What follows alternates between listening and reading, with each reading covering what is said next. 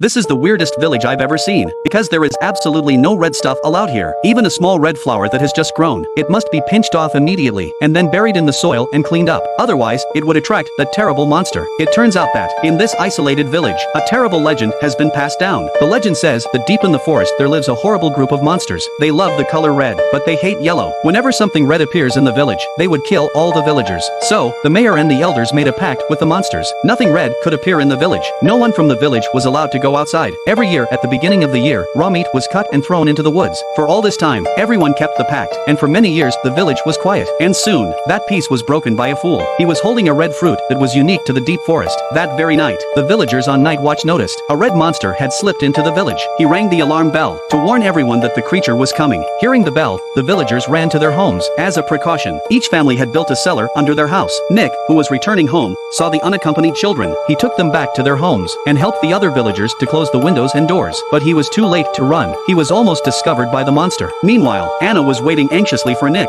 as she is blind, so she had to raise her hand to try and get Nick to see. Instead of Nick, the monster was waiting for her. The monster was about to pounce on Anna. In the nick of time, Nick arrived just in time. He took Anna into the basement and hid. Everyone huddled together and looked to the floor, praying that the monster would leave sooner rather than later. And so it was. The group hid underground for the rest of the night. The next morning, the monster was finally gone, but the doors of every house were marked with red marks. It was clear there was a good chance that the monster would return. The village chief hurriedly led the men to throw a chunk of raw meat into the woods, asking for reconciliation with the monster. But by nightfall, something terrible happened again.